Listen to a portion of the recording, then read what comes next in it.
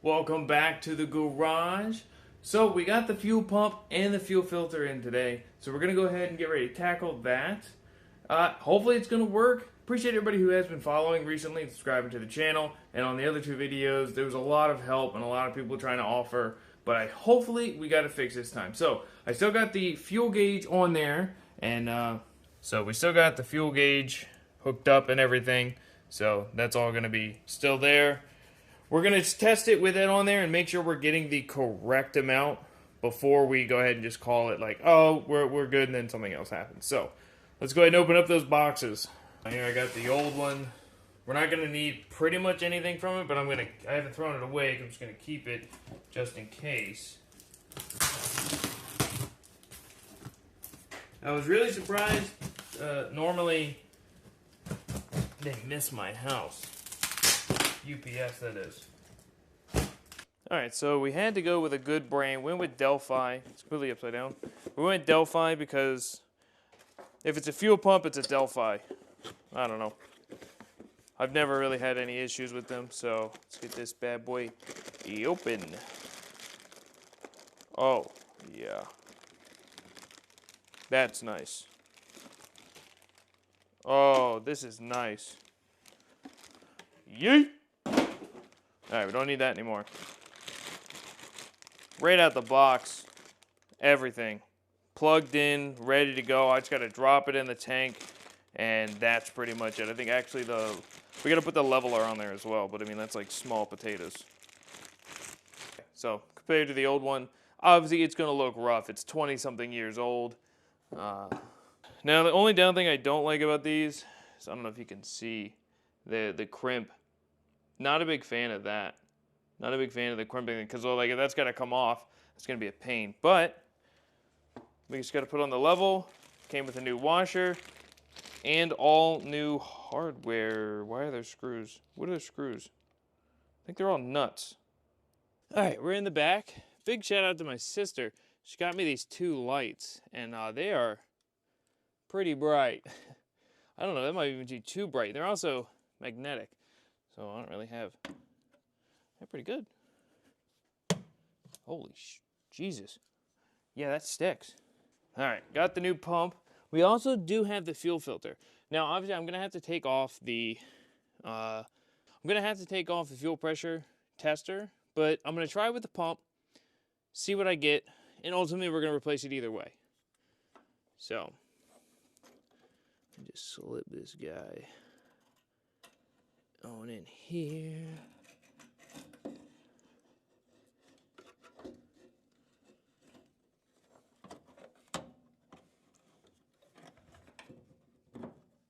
No problem. Slides right on in. Yeah. Just fish out my fuel pumps.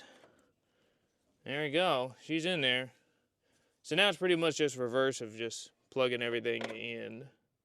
Oh, actually, I forgot. There is one piece I need off the old pump. This little guy. This is the little locking tab. So you just got to get these front tabs. You just got to pry them up a little bit. Be gentle, don't break them. And you got to get that off, otherwise your hose will leak. So we're going to just go ahead and get all the bolts back in and just tighten everything up. Then we'll go see how it works. So.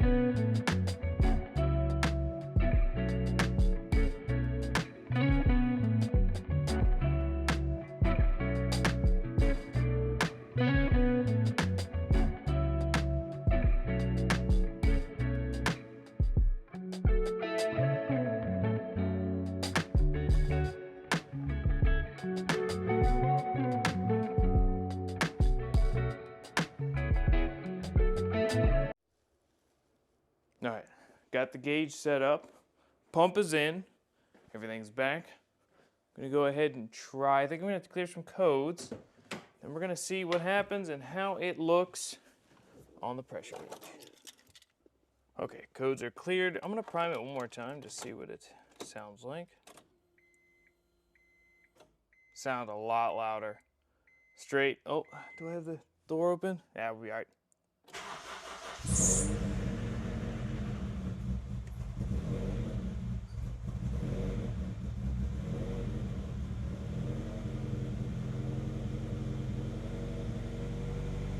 Okay, running on its own, running high. Get the door open.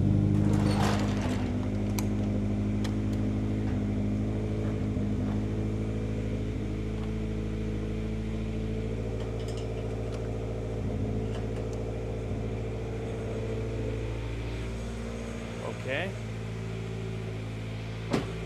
Doesn't sound like it's misfiring. I didn't see the pressure yet. Okay, how is that possible? Are we at 10 PS? There's no way!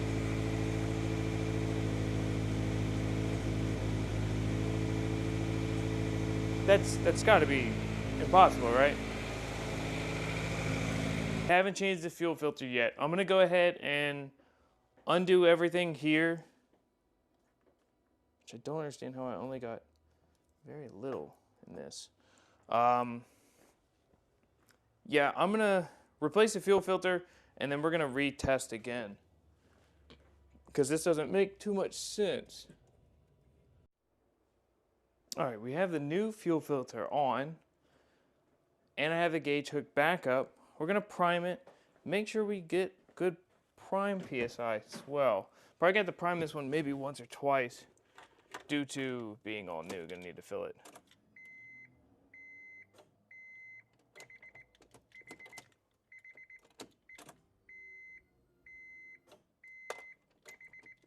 Give it one more.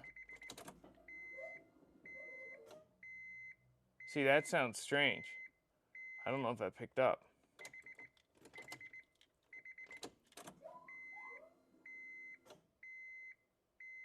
Something, I wonder if I'm leaking. Is it leaking?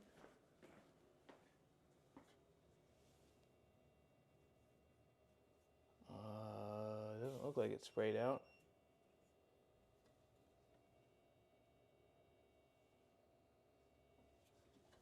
That is weird. But we're still just about 30 PSI, I believe. Prime it a few more. So make sure it's not leaking. Oh, I didn't mean to do that.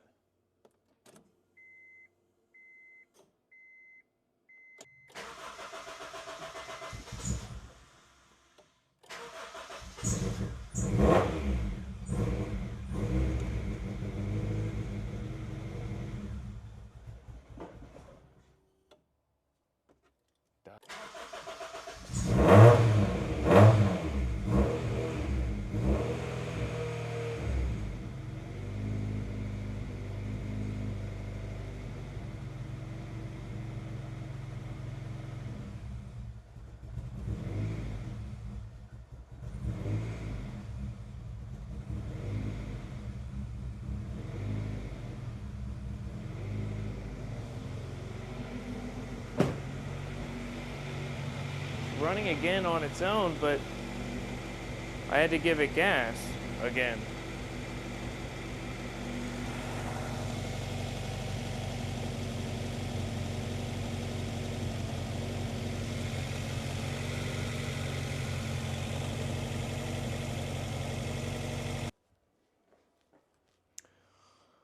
I'm a little lost again. I'm gonna throw the vacuum back on there and the vacuum gauge, see where it's at, but it's acting weird still.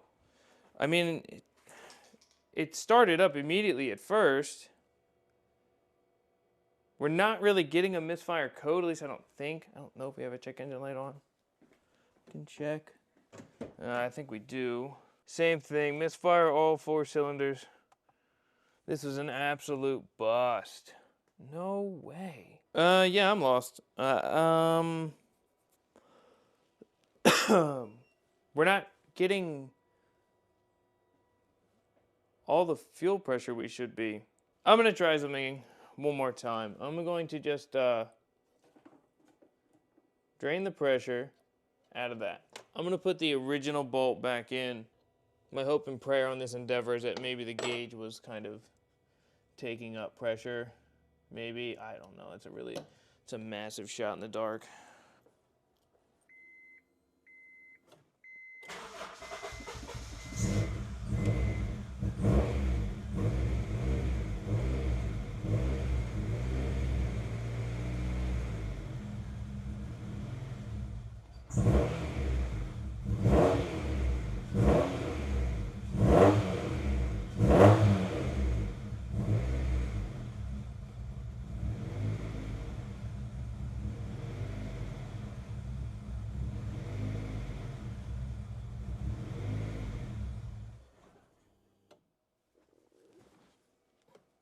Okay, can't even keep it running now.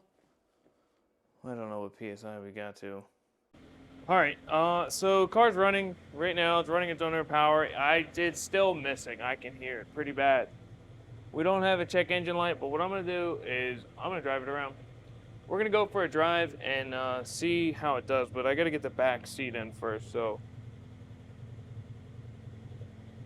Yeah, I'm gonna put the back seat back in. All right, I'll catch you when I finish that. All right, so we just went for a test drive, and the check engine light did come on for a misfire. I didn't really read all of them, but it was always for a misfire. I'm pretty sure it was for all 4. Cleared it. Even before that, this thing runs like there's no tomorrow. I mean, when it's in drive and it's driving, it's perfectly fine. It's got no issues. It does not hesitate. She get up and go. This is a high compression, and I mean, I can tell. It's not anything to be crazy about, but in all reality, it gets up and goes. I put my foot down on it, and I was surprised. Motor mounts are shot. These motor mounts are shot. You lay down on it, and it drops 2 gears, and you could hear the motor move. So that, and there's a little bit of suspension underneath. So she runs and drives. We did do a lot, and we are just going to keep driving it. I'm not sure that's going to go away. We're going to reconvene it, but we got to continue with this thing. So it's going to need some motor mounts. We still want to put a lift kit on it, and I got to figure out what that knocking noise is. So we'll pull it back in, and we'll take a little bit more look at it and give ourselves a check. Let's see what we need. Okay, I didn't even go anywhere. I pulled in the driveway, turned it off, just made that last clip, and when it tries to turn on now, go ahead and guts on. Turn the wheel here, but as soon as I go now to put it in reverse, now it's doing some idle loping again.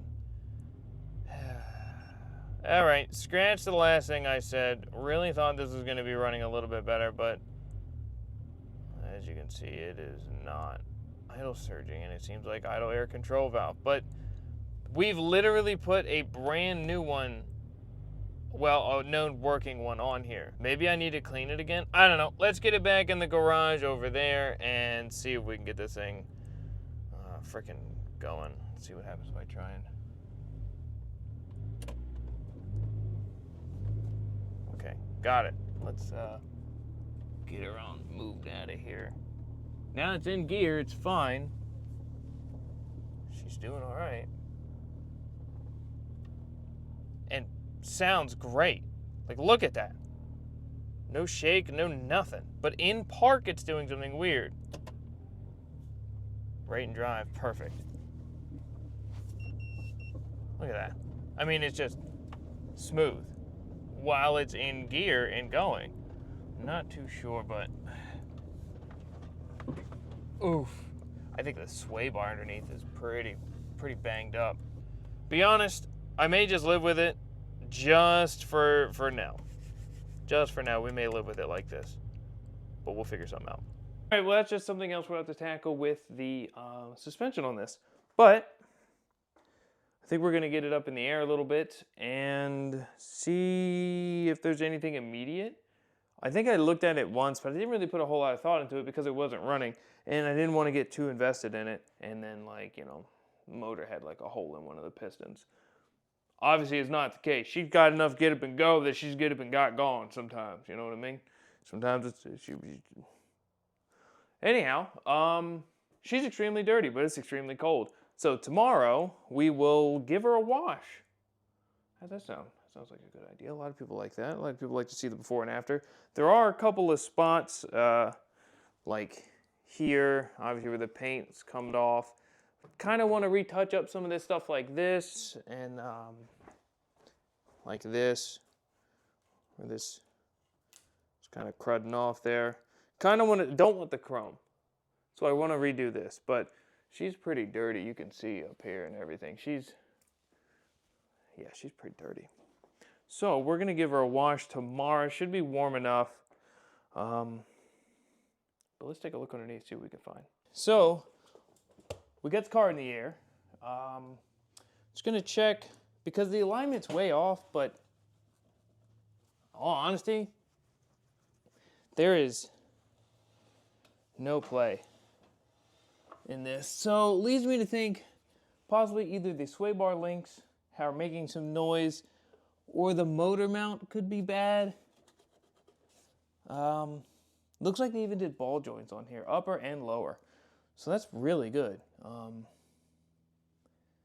So we're just going to probably keep checking on the suspension, see if we can find anything else. But motor mounts, for sure. Well, so far, everything underneath, nothing looks that bad. Tie rods are not having any play. I got no ball joint play. Control arms, I'm not seeing any issues there. The only leaks I'm seeing is coolant from when I messed with the coolant lines. Drive shaft seems really tight, which is good. Usually the drive lines for these don't really go bad. But I do think I have maybe a wheel bearing bad in the back. So we're going to double check everything here. Minimal rust, mostly surface, just needs to be cleaned up. And we'll check everything out in the back. See you in the back. Whee! Not feeling anything there, but I'm almost certain this one has got some play to it. Take a look underneath. Only real issues I was seeing were like some major bushings, like the trailer arm bushings are starting to crack up a little bit, and other stuff like that. But let's go ahead and get this jack down. All in all, I'm not happy, but I'm not upset with the car. It still definitely has a misfire, but only when it's in park. Now that's an automatic thing. It could be something to do with a lot of maybe small electronic variables. The other few things I have not actually physically tested is the throttle position sensor. Now the throttle position sensor was reading correctly what it should have been, as I stated. All of the major sensors, the map sensor, the TPS, the idle air control valve, all of them are reading or working as they should be, because I've taken them out and I've tested them. Made sure that the idle air control valve opens and closes. The throttle position sensor is at 10% at idle. The map sensor is reading what it should pressure-wise at idle. So yes, there still could be something wrong with all of those components, but we have replaced the map sensor, and I've tested the map sensor with another known good one and tested another known good idle air control valve. It was idle surging during the ride, when it parked, it idle surged, as you guys saw. So it does a little better when it gets warm and it warms up. I did bypass the fast idle valve. Now that shouldn't cause an issue because it's completely bypassed and it's capped off. There's no vacuum leaks on it. I could go back to it and see if it makes it want to run better. I would be surprised if it did anything else, because it's just another point to stop the high idle for the idle air control valve. Pretty sure it's just another stopping point before that. So I don't see doing it, bypassing it is probably just as fine. Especially if we manual swap it. I don't think they have those on the manual. So to help with the idle, I think you had to do that. I read something about that, but don't quote me on that. All in all, I think it's pretty much where we're going to be today. Let's go over the list. So let's go over a list of things that we want to do to the CRV. Obviously, we had to do the motor mounts. The previous owner, when they were stop going, all of the motor mounts got play.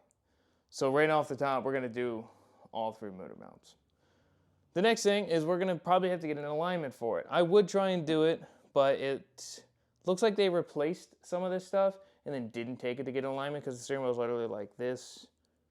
It's not straight. After that, we're then going to look into manual swapping it. Only because like I said one time before, the lift kit we want to get, HRG, I believe is what it is. I believe that's the company, don't quote me. Their lift kit actually specifies whether manual or automatic. And that is probably due to the fact that the wishbone on these, the trans bracket mount, there's difference between the automatic and the manual. So that probably plays into this. So I'll make a list here on the screen so we can see motor mounts, alignment, manual swap, which that's got a lot of stuff to it, but all the things needed for a manual swap, then the lift kit. The lift kit, unfortunately, is going to have to be one of the last things. But tomorrow, she's going to get a bath.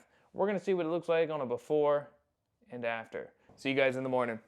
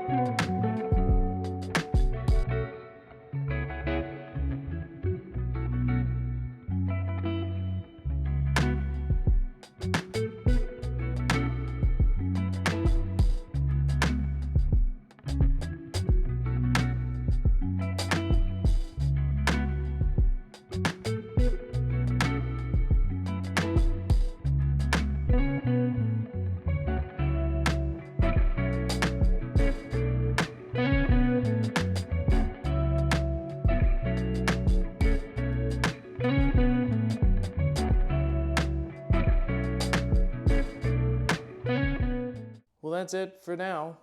We got it running. It still wants to try and stall at times, needs a little bit more fuel. I'm thinking the throttle cable may be stretched. At this point, I feel like I've just thrown a lot of parts at the car.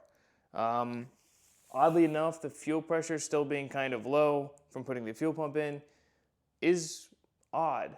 Not really too sure why. But it runs, it drives. When it's driving, it's perfectly fine. But the car cleaned up pretty nice, to be honest. If you guys enjoyed the video, please make sure you guys like the video, comment, and subscribe to the channel for more. See you guys in the next video. See you.